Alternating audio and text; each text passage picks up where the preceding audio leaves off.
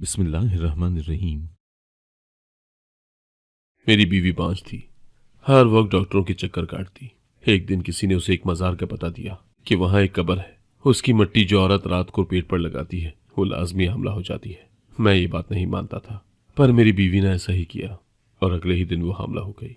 हम बहुत खुश थे, लेकिन कयामत तो तब टूटी जब 9 माह बाद उसने औलाद जनी और डॉक्टर ने फौरन यूनिवर्सिटी में एडमिशन फॉर्म फिल करने के लिए मैंने अपना पेन बैग से जूं ही निकाला तो एक नुस्वानी हाथ, सफेद संगमरमर जैसी खूबसूरत लंबी उंगलियों ने वो पेन उचक लिया। हेलो मिस, ये मेरा पेन है, मैंने गड़बड़ाते हुए बोला, जो पेन लेकर रफू चक्कर हो रही थी। मेरी बात सुनकर बोली, जी जी मुझे मालूम है, ये आपका पेन है, फॉर्म फिल करने के बाद आपको दे दूंगी। वो लफ्ज चबा चबा कर बोली, जी आपका इस बंदा नाचीज पर बहुत एहसान होगा। उसके बेसाख्तापन पर मैं शौकी से बोला तो उसने मुझे घूरते हुए देखा और फिर अपना फॉर्म फिल करने लगी। दम तो नहीं निकला ना आपका? ये लीजिए आपका पेन, बहुत शुक्रिया। वो पेन तकरीबन पटकते हुए बोली तो मुझे उसकी बात सुनकर हंसी आ गई। मुझे मुसलसल हंसता देखकर वो शदीद चिढ़ गई थी। तभी बोली, दुआ है कि आपकी और मेरी क्लास एक ना हो, वरना तो वहां मौजूद सीटों पर भी आप इसी तरह अपना हक जताते फिरेंगे, मेरी सीट मेरी सीट। मैं उसकी बात पर जवाब देने के बजाय हंसता चला गया तो वो मुंह फुलाए और पैर पटकते हुए वहां से चल दी, लेकिन मेरी निगाहें उसे दूर तक जाती हुई देखती रहीं। यूनिवर्सिटी में एडमिशन हो चुका था, हमारी रेगुलर क्लासेस भी शुरू हो चुकी थी, लेकिन वो लड़की मुझे दोबारा नजर न आई। काफी दिनों से अपने दिल को समझाने की कोशिश में मैं हलकान हुआ जा रहा था कि एक दिन नोटिस बोर्ड पर अपना नाम पढ़ते हुए अचानक मुझे किसी ने पीछे से पुकारा, मिस्टर, अगर आपने अपना नाम हिफ्ज कर लिया हो तो बराए मेहरबानी दूसरों को भी मौका दे दे, क्योंकि उन्होंने सिर्फ देखना है। मैं तेजी से पीछे मुड़ा तो वही कताला सादा लिबास और बिना मेकअप के सफेद स्टॉलर में सामने खड़ी थी। मेरी आंखों में चमक पड़ गई। मेरा नाम मिस्टर नहीं, पाशा है। मैं जल्दी से साइड पर होकर बोला तो वो कंधे उचकाते हुए नोटिस बोर्ड के करीब हो गई। वो जूं ही मुड़ी तो मैंने पूछा, आपका कौन सा डिपार्टमेंट है? तो वो आहिस्ता से बोली, इकोनॉमिक्स। उसके जवाब पर मेरी आंखों में जुगनू एक बार फिर चमकने लगे, लेकिन वो बेनियाजी से मेरे पास से गुजर गई। मेरा घर यूनिवर्सिटी के करीब था, इसलिए मुझे यूनिवर्सिटी पहुंचने में सिर्फ 5 मिनट लगते थे और अक्सर क्लास में मैं पहला स्टूडेंट होता जो सबसे पहले अपनी क्लास में पहुंच जाता था और फिर मेरी नजरें दरवाजे पर ही जमी रह जाती। मैं अपनी साथ वाली सीट हमेशा उसके लिए रखता और जो ही वो नजर आती मैं हाथ के इशारे से उसे खाली सीट के बारे में बताता तो अजीब मशकूक नजरों से मुझे देखते हुए इग्नोर कर देती।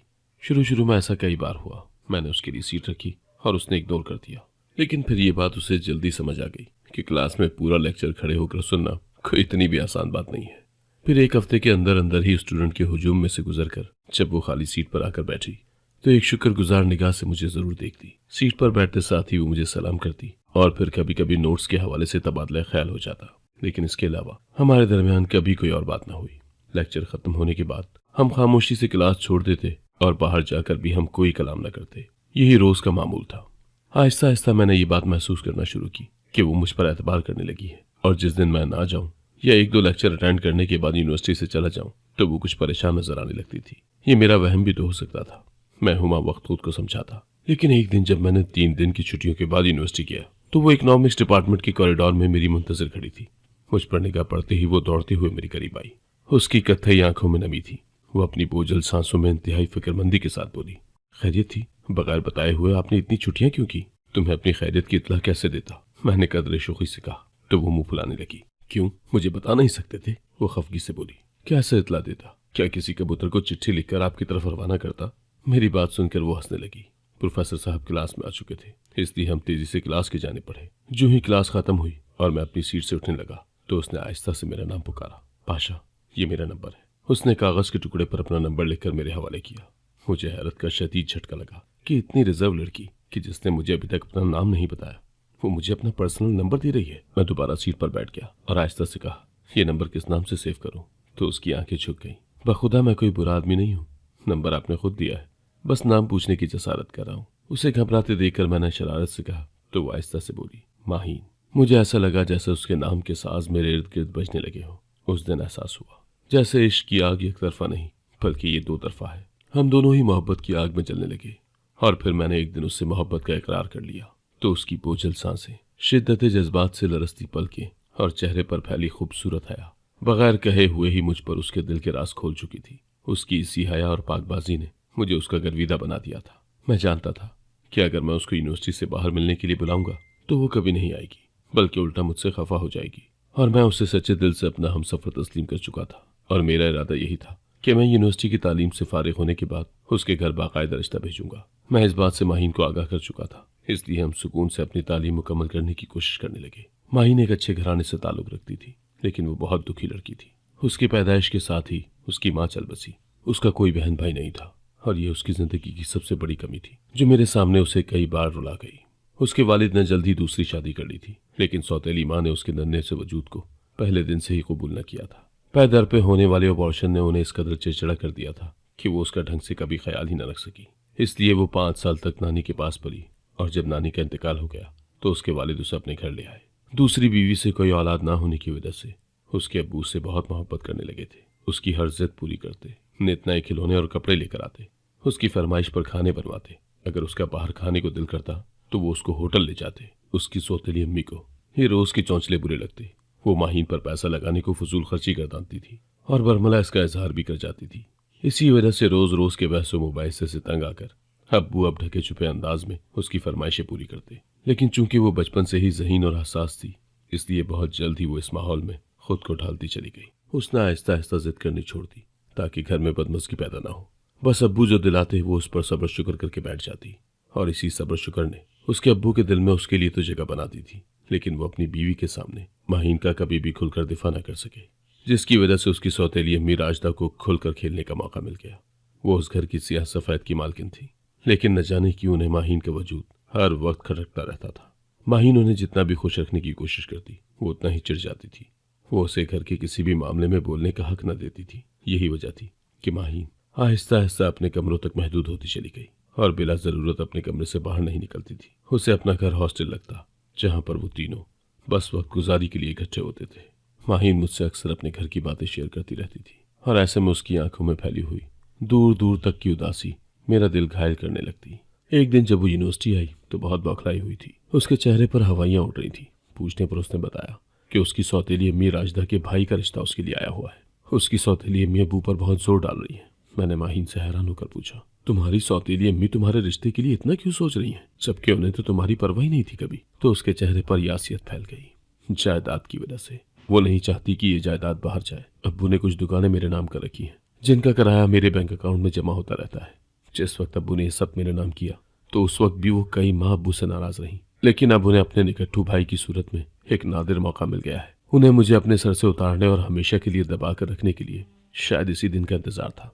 अब्बू भी बाहर के रिश्तों से ज्यादा मुतमईन नहीं है, इसीलिए वो भी मुझे नीम रसमन नजर आते हैं। वो ये बात करते करते मुझे बड़ी गहरी और पुरुमीद नजरों से देखने लगी, तो मैंने आहिस्ता से उसके हाथ पर हाथ रखा और उसे तसल्ली देते हुए कहा, मैं आज ही अपने घर में तुम्हारे और अपने रिश्ते की बात करूंगा, और आज ही अम्मी को तुम्हारे घर भेजूंगा। मेरी बात सुनकर उसका चेहरा गुलाब की तरह खिल उठा था। मैं ये बात तो उसे कह चुका था, लेकिन मुझे अपने घर वालों का अच्छी तरह इल्म था। कम अज कम मेरी अम्मी इस रिश्ते के लिए कभी भी तैयार ना होती, क्योंकि उनकी हमेशा से यही ख्वाहिश थी कि मैं उनकी बहन की बेटी से शादी करूं। और वो इस बात का जिक्र मेरी यूनिवर्सिटी में दाखिला लेने के बाद अक्सर व बेशतर करती रहती थी। यूनिवर्सिटी से घर तक का सफ़र मैंने बहुत बोझल कदमों के साथ तय किया। मुझे समझ ही नहीं आ रही थी कि कैसे अम्मी से इस बारे में जिक्र करूं, जो अपनी आंखों में एक अरसे से अपनी भांजी को बहू बनाने का ख्वाब लेकर बैठी हुई थी। मैं जब घर में दाखिल हुआ तो मुझे टीवी लाउंज में बातों की आवाज़ें आने लगी। मेरा दिल मजीद बुरा हो गया, क्योंकि खाला और उनकी बेटी आई हुई थी, और अम्मी की खुशी का तो जैसे कोई ठिकाना ही नहीं था। वो उन दोनों के सामने बिच बिच जा रही थी। मैं उनके सामने जाने के बजाय अपने कमरे में चला गया और दरवाज़ा बंद कर दिया। अचानक अम्मी थोड़ी देर बाद मेरे कमरे में आई और धीमी आवाज़ से मुझे बातें सुनाते हुए कहने लगी, ये क्या बदतमीजी है, तुम खाला से सलाम दुआ किए बगैर ही अपने कमरे में चले आए, हालांकि खाला ने तुम्हें देख लिया था। फौरन उठो और जाकर सलाम करो। मैं चारों नाचार बाहर आया, उन्हें सलाम किया और फिर तेजी से घर से बाहर चला गया। सड़कों पर बिला मकसद रात गए तक घूमता रहा, और जब तक गया तो घर की राह ली। खाला और उनकी बेटी जा चुकी थी। मैं सीधा अपने कमरे में आया और परेशानी से टहलने लगा। अम्मी नमाज पढ़ रही थी। मैं 2-3 बार जाकर देख चुका था। अब्बू और बहन मुझसे कई बार मेरी परेशानी का पूछ चुके थे, लेकिन मैं टाल गया, क्योंकि मैं जानता था कि मेरी इस परेशानी का वाहिद हल सिर्फ और सिर्फ अम्मी के पास है। इसके अलावा मेरा यह मसला कोई भी हल नहीं कर सकता। उन्होंने जो ही नमाज ख़त्म की तो मैं उनके कदमों में जाकर बैठ गया। वो हैरान परेशान नज़रों से मेरी तरफ देखने लगी। क्या बात है बेटे, तुम इस कदर परेशान क्यों हो, और आज ही क्या बदतहजीबी थी कि तुम सलाम दुआ से भी गए। वो शिकवा करना न भूली थी, लेकिन फिर मुझे चुप देखकर परेशान नज़रों से मेरी तरफ देखने लगी। क्या बात है मेरे बच्चे, सब खैरियत तो है? मैं लफ्ज़ों को सिरों से पकड़ने की कोशिश कर रहा था ताकि अपनी बात का आगाज़ कर सकूं, लेकिन मुझे कुछ समझ नहीं आ रहा था कि कहाँ से शुरुआत करूं। मेरे तजब्जुब को देखते हुए अम्मी ने दोनों हाथों से मेरे चेहरे को पकड़ा और फिर मेरी आंखों में देखते हुए कहा, जो भी दिल में है कह डालो। क्या बात परेशान कर रही है तुम्हें? मेरी आंखों में आंसू उमड़ आए तो वो तड़प कर बोली, बादशाह, आखिर हुआ क्या है? लेकिन जब मैंने धीरे धीरे उन्हें माहीन के बारे में सब बता दिया तो उनके चेहरे का रंग बदल गया। उनकी आंखों में मेरे लिए जो फिक्र थी वो भी बदल गई। अब उनके चेहरे और आंखों में एक सर्द महरी थी, एक गुस्सा था। उन्होंने मेरे कंधे से हाथ उठा दिए और जाए नमाज तय करके अपने बिस्तर पर आकर बैठ गई। मैं जानता था वो मेरी मजीद कोई भी बात सुनने की पोजीशन में नहीं है और ना ही वो मुझे किसी किस्म की तसल्ली देना चाहती थी। मैं उठने लगा तो वो गला खनकारते हुए सख्त लहजे में बोली, पाशा, तुम्हारी शादी रूबी से ही होगी, बस इतनी बात याद रखो। बाकी मैं किसी माहीन को इस घर की दहलीज पार करने का हक नहीं दूंगी। ये मेरा आखिरी फैसला है। मैं कुछ बोलने के लिए मुंह खोलने ही लगा था कि उन्होंने अपने हाथ के इशारे से मुझे मना कर दिया। जो इस बात का ऐलान था कि अब ख्वाह मैं कुछ भी बोलूं वो कतन नहीं सुनेगी। मैं यहाँ से उठने के बाद अपने वालिद के पास आया और उनको भी ये सारी बात बता दी, लेकिन मेरे अब्बू ने भी मुझे लाल झंडी दिखा दी, ये कहकर कि इस घर में जो कुछ भी होता है वो तुम्हारी अम्मी की मर्जी से होता है, इसलिए तुम मुझसे तो कोई उम्मीद मत रखना। अब्बू अपनी बात मुकम्मल करने के बाद टीवी का वॉल्यूम ऊंचा करके सुनने लगे तो मैं थके कदमों से बाहर आ गया। मुझे कुछ समझ नहीं आ रही थी कि अब मैं क्या करूं। आगे कुआं है और पीछे खाई। अगर मैं ये बात माहीन को बताता हूँ तो वो मजीद परेशान होगी। अगर ये बात मैं छिपाता हूँ तो ये चीज़ उसे अंधेरे में रखने की मुतरादिफ होगी। सारी रात माहीन के मैसेज आते रहे। वो मुझसे सूरत हाल जानने की कोशिश करती रही, लेकिन मैंने उसे कोई जवाब न दिया और फिर मैंने मोबाइल ही ऑफ कर दिया और सर पकड़ कर बैठ गया। सुबह यूनिवर्सिटी बगैर नाश्ते किए ही चल पड़ा। यूनिवर्सिटी के गेट पर खड़ी माहीन को देखकर मैं छिटक गया। मेरे चेहरे को देखकर वो कुछ कुछ तो समझ ही गई थी। हम दोनों के दरमियान काफ़ी देर खामोशी रही और फिर मैंने उसे धीरे धीरे अपनी अम्मी के हवाले से सारी बात बता दी तो वो बगैर कुछ कहे ही बिलक बिलक कर रोने लगी और फिर खामोशी से वो अपने घर को चल दी। यूनिवर्सिटी में बेदरी से लेक्चर अटेंड करने के बाद मैंने घर जाने का फैसला किया, क्योंकि मजीद कोई क्लास अब मुझसे इस खाली दिमाग के साथ लेने का हौसला न हुआ। जब मैं घर पहुंचा तो एक गैर मामूली खामोशी का एहसास हुआ कि अचानक ही मेरा सेलफोन बजने लगा। माहीन का नंबर मेरे मोबाइल की स्क्रीन पर जगमगा रहा था। इस वक्त फ़ोन। मैंने धड़कते दिल के साथ कॉल अटेंड की तो माहीन पूरी तरह से रो रही थी और फिर जो कुछ उसने बताया उसे सुनकर मेरे पैरों तले से ज़मीन ही निकल गई। वो कहने लगी कि आज शाम को उसका निकाह उसकी सौतेली अम्मी के भाई से ज़बरदस्ती किया जा रहा है। मैंने गुस्से से फ़ोन बेड पर पटका और सीधा अम्मी की तरफ गया। उन्हें सारी सूरत हाल बताने के बाद इसरार किया कि वो अभी और इसी वक्त मेरे साथ माहीन के घर चले, लेकिन अम्मी ने इंतहाई सख्ती से मेरे साथ चलने से इनकार कर दिया। मैं जानता था माहीन मर तो सकती है लेकिन किसी कीमत पर यह निकाह नहीं करेगी, और दूसरी तरफ ये भी जानता था कि मैं एक दिन भी माहीन के बगैर जिंदा नहीं रह सकूंगा। और फिर मैंने इंतहाई फैसला करते हुए माहीन का नंबर मिलाया। उसकी आवाज़ सुनते ही मैंने उससे कहा, क्या अभी और इसी वक्त मुझसे निकाह कर सकती हो? लेकिन दूसरी तरफ एक गहरी खामोशी तारी थी। मैंने अपना सवाल दोबारा दोहराया, उसकी तस्दीक चाहिए, तो उसने हाँ कर दी। मैं बाइक की चाबी लेकर जो ही कमरे से बाहर निकलने लगा तो अम्मी कमरे में दाखिल हुई और मुझे कड़ी नज़रों से देखते हुए कहने लगी, ये निकाह की बात तुम जिस लड़की से कर रहे थे मैं वो सब सुन चुकी हूँ। मैंने आखिरी बार उन्हें समझाने के लिए अपना मुंह खोला ही था कि वो हाथ के इशारे से मुझे चुप करा गई। देखो लड़के, तुम जिंदगी के उस दौराहे पर खड़े हो जहाँ तुम्हें हमारी बातें जहर लगेंगी, लेकिन उस लड़की की बातें अमृत, इसलिए तुम्हें समझाना बिल्कुल बेकार है। और ना ही मैं तुम्हें समझाने आई हूँ, ना ही मैं तुम्हें दूध नहीं बख्शूंगी जैसे जुमले कहने आई हूँ, ना ही मैं तुम्हें जज्बाती तौर पर ब्लैकमेल करूंगी, ना ही तुम्हारे आगे गिड़गिड़ाऊंगी। तुम बस इतना याद रखना कि जब तुम उस लड़की से निकाह कर लो तो उसे इस घर की दहलीज पर मत लाना। मैं उन्हें एक बार फिर समझाना चाह रहा था, लेकिन वो मेरी बात सुनी अनसुनी करती हुई वहां से हट गई। मेरे पास इतना वक्त नहीं था कि उनके पीछे जाता और उन्हें मनाता, लिहाजा मैंने सोचा कि मैं निकाह करके माहीन को उनके पास लेकर आऊंगा और उन्हें किसी न किसी तरह मिलकर मना लेंगे। इस सोच के आते ही मैं पुरसुकून जहन के साथ बाहर निकला। माहीन अपने घर के दरवाजे के आगे ही खड़ी थी, लेकिन मुझे ये देखकर शदीद हैरत हुई कि वो अकेली नहीं थी, बल्कि उसके अब्बू भी उसके साथ खड़े थे। वो बेहद लागर और कमजोर थे। उन्होंने मुझे देखते ही मेरा हाथ पकड़ा और मुझे कहा, मेरी माहीन को यहाँ से कहीं दूर ले जाओ। वो बेबसी की इस इंतहा पर खड़े थे कि मेरे गले लगते ही रो पड़े। पाशा बेटे, मैं एक कमज़ोर बाप हूँ। सारी ज़िंदगी माहीन के हक के लिए नहीं लड़ सका, लेकिन मैं इसके साथ ये जुल्म होते नहीं देख सकता। उनका जिस्म कांप रहा था। मैंने अपने मजबूत बाजुओं के घेरे में उन्हें थामा तो उनकी कपकपी थम सी गई। फिर मेरा माथा चूमकर माहीन का हाथ मेरे हाथ में दिया और हम दोनों को दुआओं के हिसार में रुखसत कर दिया। मैंने बाइक स्टार्ट की तो वो खामोशी से मेरे पीछे आकर बैठ गई। अपने ही बाबुल के घर से ऐसी रुखसती किसी भी लड़की को अंदर तक तोड़ सकती है, और वो भी बहुत बुरी तरह टूटी थी। लेकिन मैं तुम्हें बिखरने नहीं दूंगा। मैंने एक मुसम्मम इरादे से बाइक अपने दोस्त के वकील भाई के ऑफिस में जाकर रोकी तो माहीन किसी मीकान की अंदाज में उतरकर मेरे पीछे चलने लगी। उसकी हालत देखकर मेरा दिल कटने लगा। मैंने उसका सर्द हाथ अपने हाथ में लिया तो उसने कोई रद्द अमल न दिया। हम दोनों ऑफिस में दाखिल हुए जहां हमारा निकाह हुआ। दस्तखत के बाद माहीन रो पड़ी। मैंने उसे तसल्ली दी और बाहर निकल आए। रास्ते भर हम दोनों ही खामोश रहे और फिर बिल्कुल ही गैर इरादी तौर पर मेरी बाइक घर के गेट के आगे रुकी। कदम बढ़ाने से पहले मैंने माहीन को रोका और उसे साफ अल्फाज में कह दिया कि घर के अंदर पैदा होने वाली किसी भी किस्म की सूरत हाल से घबराना नहीं है। ये बात मैंने इसलिए कही कि वो किसी खुशफहमी में मुब्तला होकर इस घर की दहलीज पार न करे, बल्कि उसे अच्छे से पता हो कि किस किस्म का रद्द-ए-अमल उसके सामने आ सकता है। दरवाजे पर दस्तक देने से पहले मैं काफी देर तक अपने अंदर हिम्मत पैदा करता रहा। माहीन मेरे पीछे खोई खोई सी चुपचाप खड़ी थी। ये मेरी जिम्मेदारी है, मैंने खुद को याद दिलाया और दरवाजे पर दस्तक टिरा ली। तीसरी दस्तक पर मेरी बहन ने दरवाजा खोला और माहीन पर नजर पड़ते ही वो साइड पर हो गई। कॉरिडोर के दरवाजे पर ही अम्मी और उनके पीछे अब्बू खड़े थे। मैं उनके करीब जाने लगा तो उन्होंने मुझे वहीं पर रोक लिया। पाशा, तुम्हें पहले भी कहा था और दोबारा कह रही हूँ, इस लड़की को लेकर मेरी दहलीज पर मत आना। शुरफा के घर में मुंह काला करके आने वाली लड़कियों की गुंजाइश नहीं होती। अम्मी, ये कैसी बातें कर रही हैं आप? मैंने कोई मुंह काला नहीं किया, बल्कि निकाह किया है जिसका हक हमें शरीयत ने दिया है। पाशा, ये शरीफों का मोहल्ला है और जिस घर में तुम खड़े हो यहाँ पर तुम्हारी इज्जतदार बहन भी मौजूद है। इसे क्या पट्टी पड़ा रहे हो कि कल को वो भी तुम्हारी तरह घर से निकलकर अपनी मर्जी से निकाह करती फिरे? अम्मी बेभर कर बोली। अम्मी, पहली बात तो यह है कि माहीन और मेरी बहन के हालात में जमीन आसमान का फर्क है, लेकिन अगर कल को मेरी बहन के हालात भी माहीन जैसे होते हैं तो मैं इसके साथ खड़ा होकर इसे निकाह का हक दूंगा। अभी और इसी वक्त इस लड़की को लेकर घर से निकल जाओ। हम अभी जिंदा हैं अपनी बेटी का बेहतरीन फैसला करने के लिए।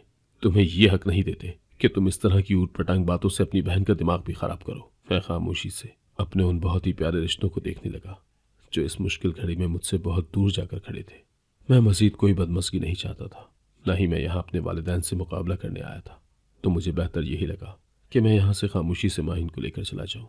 मैं माहीन को लेकर अपने दोस्त के घर गया और उसी के तवस्सुत से मैंने 2 कमरों का एक छोटा सा घर शाम तक ढूंढ लिया और फिर ज़रूरत का सौदा सलफ रखकर माहीन को लेकर उस किराए के घर में पहुंचा। माहीन ने आम लड़कियों से हटकर इंतहाई सब्र के साथ नई जिंदगी की शुरुआत की। आम कपल की निस्बत हमें अपनी ज़िंदगी के आगाज़ में बहुत से चैलेंजेस का सामना था। सबसे बड़ा चैलेंज तो हमारे सामने रोज़गार का था, इसलिए हमने अगले दिन ही ये फैसला किया कि हम दोनों ही जॉब करेंगे। माहीन ने यहाँ करीबी स्कूल में अपनी CV जमा करवाई और मैंने भी अपने दोस्त की तवस्सुत से जॉब के लिए 2-3 जगह पर इंटरव्यू दे दिया। माहीन को अगले ही दिन स्कूल वालों ने बुलवा लिया। उसकी तनख्वाह कम थी, लेकिन हमने किसी न किसी तरह जिंदगी की गाड़ी को चलाने के लिए उसे कबूल कर लिया। उस घर का किराया और बिजली गैस का बिल माहीन की दुकानों से आने वाले किराए से अदा हो जाता था और बाकी माहीन और मेरी जॉब से घर की बुनियादी ज़रूरियात पूरी होने लगी।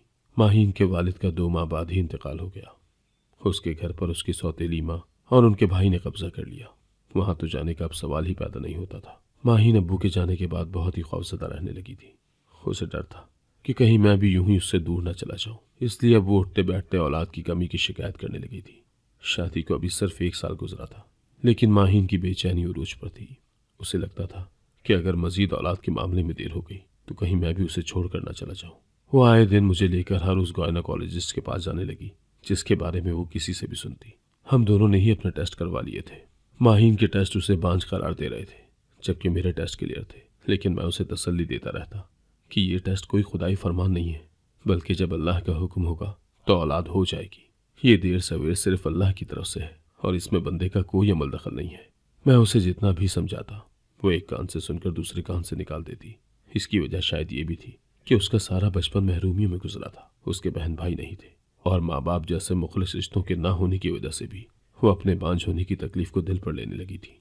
मैं उसके दुख को अच्छी तरह समझता था, इसलिए वो मुझे जहाँ भी कहती मैं उसे लेकर चला जाता कि चलो, अगर यूं ही उसके दिल को करार मिलता है तो इसमें हर्ज क्या है। एक दिन मैं उसे शहर के सबसे बड़े गायनोकोलॉजिस्ट से चेकअप करवाने के बाद वापस आ रहा था कि मुझे मेरी बहन की कॉल आई कि जल्दी हॉस्पिटल पहुंचो, अब्बू का एक्सीडेंट हो गया है। मैंने माहीन को इस बारे में बताया और उससे कहा कि वो ऑटो लेकर घर चली जाए, लेकिन वो ना मानी। उसने कहा कि वो हर सूरत अब्बू को देखने हॉस्पिटल जाएगी। मैं उसकी जिद के आगे चुप हो गया। हम जो ही हॉस्पिटल पहुंचे तो पहली निगाह अम्मी पर पड़ी। वो काफी कमजोर लग रही थी। बहन मुझे देखते ही दौड़कर मेरे करीब आई और गले लग गई। वो बुरी तरह रो रही थी। इकरा, बच्चे सब ठीक हो जाएगा, मैं अब आ गया हूं ना। मैंने अपनी बहन को हौसला दिया। मेरी हैरत की इंतहा न रही जब वो बाजू फैलाकर माहीन की तरफ बढ़ी और उसे गले लगा लिया। मैं धीमे धीमे कदमों के साथ अम्मी की जानिब बढ़ा, जो चुपके मुझे ही देख रही थी। मैं उनके नजदीक खामोशी से हाथ जोड़कर खड़ा हो गया तो वो मेरे हाथों को पकड़कर अपने होठों के पास लाकर चूमने लगी। फिर माहीन को बुलवाया, उसे भी गले लगा दिया। मेरे लिए यह सारा मंजर इत्मीनान बख्श था। अब्बू को स्टिचेस लगने के बाद अस्पताल से डिस्चार्ज कर दिया गया। मैं और माहीन उन्हें घर छोड़ने के बाद जब उठने लगे तो अम्मी ने मुझे कहा, कहीं जाने की जरूरत नहीं है, आज से हम साथ रहेंगे। मैंने उनकी बात मान ली और हम अपना सामान लेकर यहाँ शिफ्ट हो गए। लेकिन कुछ दिनों बाद मुझे लगा कि मेरा यह फैसला माहीन को लेकर दुरुस्त न था, क्योंकि अम्मी एक रिवायती सास की तरह माहीन को ट्रीट कर रही थी। वो उसे उठते बैठते औलाद के ताने देने लगती। उन्हें ये तो पता ही नहीं था कि माहीन बांझ है, वरना शायद वो मेरी दूसरी शादी के चक्कर में पड़ जाती और मैं ये नहीं चाहता था। इसलिए मैंने माहीन को भी कहा कि अम्मी को रिपोर्ट्स का नहीं बताना, बल्कि वो जहाँ कहें उनके साथ चली जाया करो। अम्मी अब उसे मज़ारों पर और आमिलों के पास लेकर फिरने लगी। तावीज़, दम दरूद सब करवा कर देख लिया, कोई उम्मीद न बंधी। एक दिन हमारे मोहल्ले की हमसाई, जो अम्मी की बहुत अच्छी दोस्त भी थी, मिलने के लिए आई तो बातों बातों में उन्होंने अम्मी को एक मज़ार का पता दिया और कहा कि वहाँ एक कब्र है, उसकी मट्टी जो औरत रात को अपने पेट पर लगाती है वो लाजमी हमला हो जाती है। हमसाई के जाने के फौरन बाद ही अम्मी माहीन को लेकर उस मज़ार पर गई और पूछताछ करने के बाद उस कब्र तक पहुंची। ये कब्र एक पुराने बरगद के दरख्त तले बनी हुई थी। बरगद की शाखों पर मन्नत के रंग बिरंगे धागे लिपटे हुए थे। कब्र काफी पुरानी लगती थी। उस कब्र के साथ ही एक कुटिया थी और बहुत सारी खवातीन उस कुटिया में आ जा रही थी। अम्मी ने उस कब्र की खुश मिट्टी को खुरच खुरच कर शॉपर में डाल दिया और माहीन को लेकर उस कुटिया की तरफ बढ़ी। अंदर से निकलती हुई औरत को रोक कर पूछा कि यहाँ खवातीन क्यों आ रही हैं। तो उसने कहा कि पीर जी बे औलाद जोड़ों को खास दवाई बना कर देते हैं जिससे औलाद हो जाती है। अम्मी माहीन को लेकर अंदर गई और दवाई लेकर घर आ गई। मुझे जब अम्मी और अपनी बीवी की आज दिन भर की रोदात का पता चला तो मैं बहुत खफा हुआ, लेकिन माहीन और अम्मी के आगे मेरी एक न चली। माहीन हर रोज उस कब्र की मिट्टी का लेप करती और साथ ही साथ वो उस पीर का दिया हुआ सफूफ भी खाती रही। हमें यहाँ आए 6 माह हो चुके थे कि अचानक एक दिन माहीन की तबीयत बहुत बुरी तरह खराब हुई तो मैं उसे डॉक्टर के पास लेकर गया। चेकअप के बाद पता चला कि वो तो हमला है। हमारी खुशी की कोई इंतहा न रही। हमारा दिल कर रहा था कि हम दोनों मिलकर खुशी से चिल्लाएं। हम खुशी खुशी मिठाई लेकर घर आए। अम्मी जी तो ये सब पीर की दवाई और कब्र की मिट्टी की करामात कहते हुए न थकती थी, जबकि मैं इस्तग़फ़ार करता था और कहता था कि ये मेरे रब की शान है, वो जब चाहे किसी को औलाद दे दे। माहीन अब भी हर रोज उस मिट्टी का लेप अपने पेट पर करती और पीर का दिया हुआ सफूफ भी इस्तेमाल कर रही थी, जबकि मैंने उसे कई बार मना भी किया कि वो ये सब तक कर दे, लेकिन वो न मानी। अम्मी उसका हर तरह से ख्याल रखने लगी थी। पीर जी की हिदायत के मुताबिक उसे हॉस्पिटल चेकअप से दूर रखा। मेरे एहतजाज को बिल्कुल खातिर में ना लाया गया और आखिर वो दिन आ गया जब हम लेबर पेन की शुरू होते ही माहीन को हॉस्पिटल लेकर भागे। 9 माह के इंतजार के बाद हम जिस खुशी के इंतजार में थे वो हम पर कयामत बनकर टूटी। डॉक्टर ने लेबर रूम से निकलते ही फौरन हमें बता दिया कि बच्चा मुर्दा है और जच्चा को बचाने की कोशिश की जा रही है। आपकी बीवी ने कोई ऐसी दवाई इस्तेमाल की है जिससे बच्चे के दिल की धड़कन सुस्त होने लग गई थी। अगर बर वक्त हॉस्पिटल चेकअप हो जाता तो इस तकलीफदेह सूरत हाल से बचा जा सकता था। डॉक्टर ने अफसरदगी से कहा तो मैं और अम्मी सन्नाटे में आ गए। अम्मी मुझसे नजरें चुराने लगी। माहीन को अल्लाह ने नई जिंदगी दी, लेकिन वो और अम्मी आज भी अपनी गफलत और कोताही के बोझ तले खुद को महसूस करती है। माहीन अक्सर आधी रात को उठकर अल्लाह से माफ़ी मांगती है कि वो अल्लाह से मांगने के बजाय मज़ारों पर जाकर औलाद मांगती रही। इस औलाद की तलब ने उसे अपने खालिक से दूर कर दिया, लेकिन अब वो अपनी इस मुश्किल में सच्चे दिल से अल्लाह ही को पुकारती है और मैं आंखें बंद करके इस बात पर यकीन रखता हूँ कि वो अपने बंदे की आस कभी नहीं तोड़ता। बेशक। अगर आपको आज की कहानी पसंद आई है तो वीडियो को जरूर लाइक कीजिएगा और अपने दोस्तों के साथ भी शेयर कीजिएगा। और हाँ, अगर आपने अभी तक हमारा चैनल सब्सक्राइब नहीं किया तो जरूर सब्सक्राइब करें। मिलते हैं कल एक नई और दिलचस्प कहानी के साथ। अल्लाह हाफिज।